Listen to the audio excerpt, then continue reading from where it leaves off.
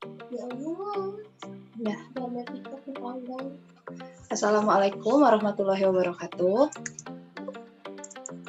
Perkenalkan, nama saya Sekar Kinasi, NPM 1914051005 dari kelas THPA. Hari ini saya akan menjelaskan mengenai distribusi frekuensi. Sesuai dengan temanya, kita akan bersama-sama mengenal dan mempelajari apa yang dimaksud dengan distribusi frekuensi, kekurangan, kelebihan, tujuan mempelajari distribusi frekuensi, istilah-istilah penting pada tabel, hingga mengenal visualisasi data.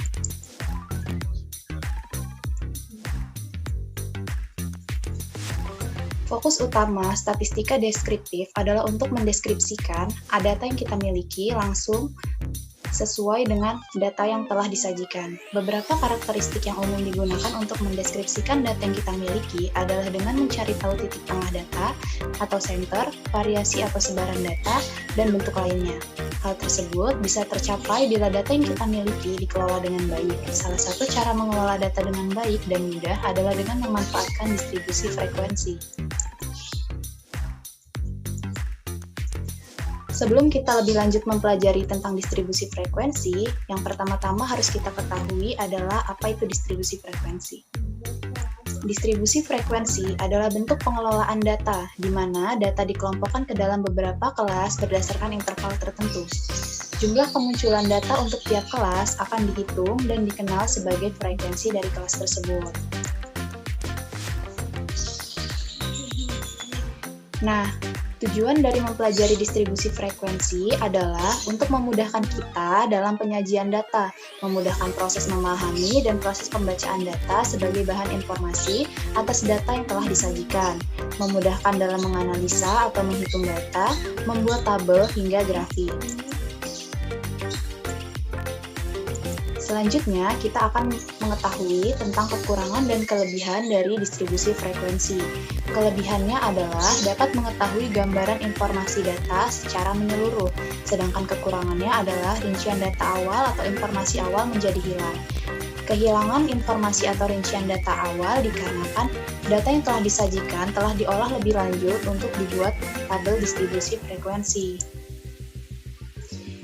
Istilah pada tabel distribusi frekuensi. Yang pertama adalah kelas. Kelas adalah kelompok nilai data atau variabel dari suatu data. Sedangkan di kolom frekuensi adalah merepresentasikan jumlah atau banyaknya data yang ada dalam suatu kelas. Jadi, di sini terdapat hasil pengukuran yaitu 119 hingga 127 itu merupakan kelas pertama, 128 hingga 136 merupakan kelas kedua, dan kelas-kelas selanjutnya hingga 173 hingga 181 kelas terakhir.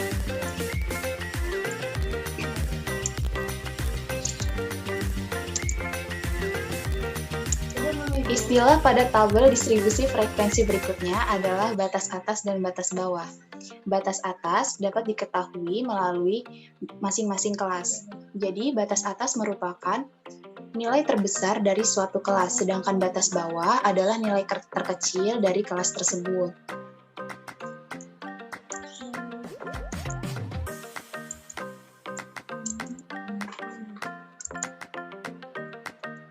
Setelah mengetahui batas atas dan batas bawah, kita akan mengetahui tentang tepi atas dan tepi bawah. Nah, tepi bawah didapatkan dari batas bawah suatu kelas dikurangi dengan 0,5, sedangkan batas atasnya diketahui atau dapat dihitung dengan batas atas dari suatu kelas ditambahkan dengan 0,5. Seperti pada contoh, dari kelas pertama, nilai terkecilnya yaitu 119, yaitu batas bawah dikurangi dengan 0,5.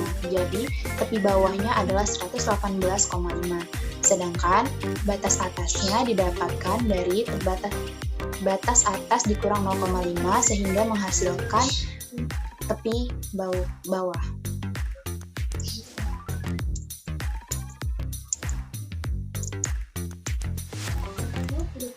Nah, istilah selanjutnya yaitu mengenai panjang kelas. Panjang kelas didapatkan dari mengurangi hasil tepi atas dikurang dengan tepi bawah. Panjang kelas setelah dihitung didapatkan hasil yaitu 9 dari 127 dikurangi dengan 119. yang artinya 9 tersebut adalah bahwa setiap kelas dapat menampung 9 variasi data, yaitu 119, 120, hingga 127.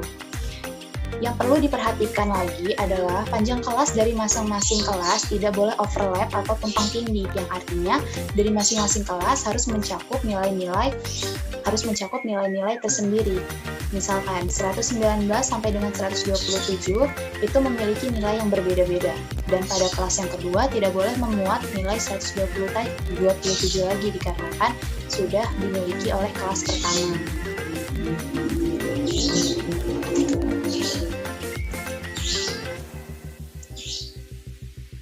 Nah, istilah pada tabel distribusi frekuensi berikutnya yaitu titik tengah. Titik tengah merupakan nilai yang mewakili kelasnya di dalam data. Titik tengah kelas dapat dicari dengan menjumlahkan batas bawah dan batas atas dari suatu kelas dan dibagi dengan 2. Sehingga dapat dihitung nilai tengah dari kelas pertama yaitu 123, di mana 123 itu didapatkan dari 127 ditambah dengan 119 dan dibagi dengan 2, yang menghasilkan 123.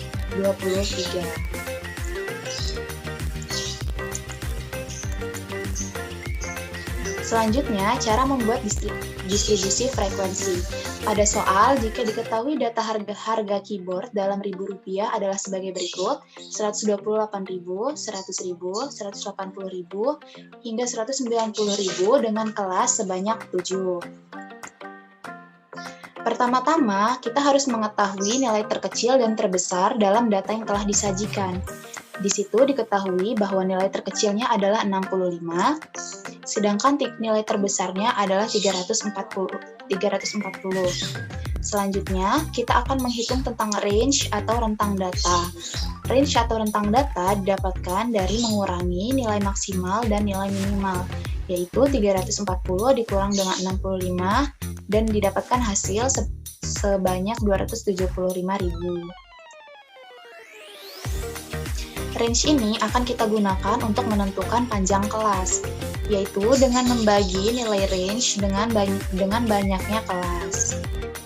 Hasil pembagiannya akan selalu dibulatkan ke atas. Mengapa dibulatkan ke atas? Yaitu untuk memastikan setiap data yang tersedia ditampung pada kelas yang kita buat.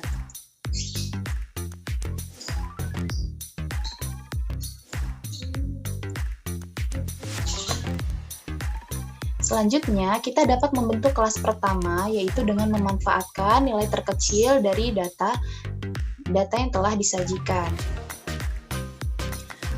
Sehingga 65 dapat kita sebut sebagai batas bawah dari kelas pertama, atau lower class limit yang telah dimiliki di kelas pertama. Nah, untuk mencari batas bawah dari kelas kedua, kita hanya perlu menambahkan batas bawah kelas pertama ditambahkan dengan 40 sehingga menghasilkan batas bawah dari kelas kedua. Begitu pula dengan kelas-kelas berikutnya.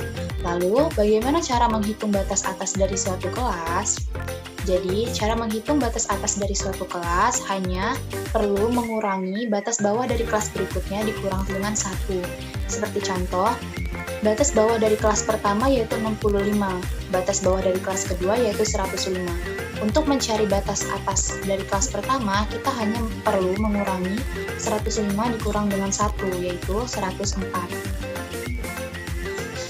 Setelah semua data terbentuk, kita hanya perlu mendata masing-masing frekuensi dari kelasnya. Sebagai contoh, kelas pertama mencakup harga 65 hingga 104.000. Frekuensinya yaitu sebesar 6.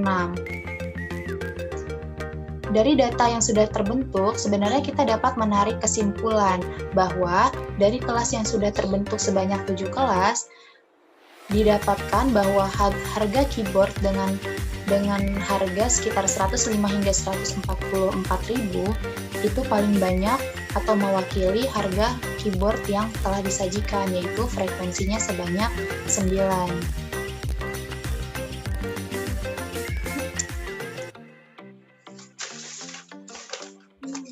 Nah, Selanjutnya, selain frekuensi, tabel distribusi frekuensi seringkali dilengkapi dengan 3 atribut tambahan seperti nilai tengah, frekuensi relatif atau relatif frekuensi, dan frekuensi kumulatif. Nah, nilai tengah atau midpoint dapat dihitung dengan menjumlahkan batas atas dan batas bawah dan dibagi 2. Sedangkan frekuensi relatif dapat dihasilkan dengan membagi frekuensi dari suatu kelas dibagi dengan jumlah frekuensi dari keseluruhan data. Relatif frekuensi adalah frekuensi dari suatu kelas relatif terhadap total jumlah data yang tersedia. Relatif frekuensi dapat dicari dengan membagi frekuensi suatu kelas dan dibagikan dengan total jumlah data dari keseluruhan kelas. Nah, apabila frekuensi relatif itu kita jumlahkan, maka hasilnya akan mendekati nilai 1. Selanjutnya adalah kumulatif frekuensi atau frekuensi kumulatif. Sesuai dengan namanya, ini adalah akumulasi frekuensi dari kelas-kelas. Untuk kelas pertama, dikarenakan tidak memiliki akumulasi dari kelas sebelumnya, maka kumulatif frekuensinya adalah 6. Sedangkan kelas kedua, yaitu dikarenakan pada kelas pertama memiliki akumulasi sebanyak 6, ditambahkan dengan jumlah kelas kedua, yaitu 9, sehingga frekuensi akumulatifnya berjumlah 15. Selanjutnya, pada kelas ketiga, yaitu 21 didapatkan dari 6 ditambahkan dengan 9 ditambahkan dengan 6, sehingga menghasilkan 21. Nah, setelah kita mengetahui frekuensi kumulatif dari masing-masing kelas, pada kelas terakhir itu nilai kumulatif frekuensinya sama dengan jumlah dari keseluruhan data atau jumlah dari frekuensinya. Dari kumulatif frekuensi ini kita dapat menarik informasi bahwa setengah dari harga keyboard yang terdata memiliki harga di bawah Rp145.000. Hal itu diketahui bahwa setengah dari 30 data adalah 15, dan di sini dilihat bahwa 15 yaitu rentang harga dari 105 hingga 144.000 dan 65 sampai 104.000, sehingga dapat disimpulkan bahwa setengah dari keseluruhan harga memiliki rentang harga di bawah 145.000.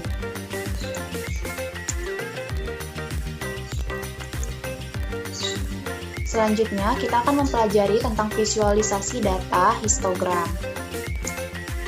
Di sini ditunjukkan 2 buah data histogram.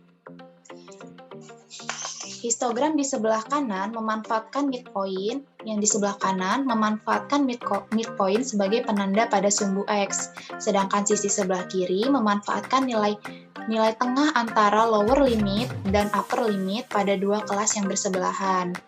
Nah, visualisasi data dari kedua histogram berikut itu memiliki nilai yang sama, hanya penanda pada sumbu X-nya saja yang berbeda. Dikarenakan data pada histogram tidak dimulai dari nilai 0, maka terkadang pada sumbu X ini akan dilengkapi dengan tanda broken axis, atau ini mengindikasikan adanya nilai dari sumbu X yang tersengaja dipotong untuk mempermudah pendataan. Nah, ini berikut tanda broken axis-nya. Nah, sumbu Y pada histogram itu menunjukkan banyaknya frekuensi data atau banyaknya jumlah data. Pada histogram, masing-masing bar digambarkan dempet atau berdampingan tanpa adanya jeda jarak. Tidak jarang orang-orang salah dalam menggambar histogram dengan diagram batang. Nah, kalau histogram itu digambarkan tidak tanpa jarak, dan itu melambangkan bahwa itu berlangsung continuous, melambangkan data yang sifatnya kontinu.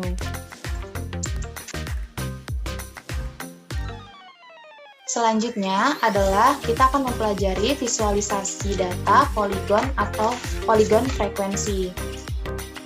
Visualisasi data poligon, kita menggunakan midpoint atau nilai tengah sebagai penanda pada sumbu X ini, midpoint atau nilai tengah, yaitu sebesar 84,5, 124,5, dan 164,5.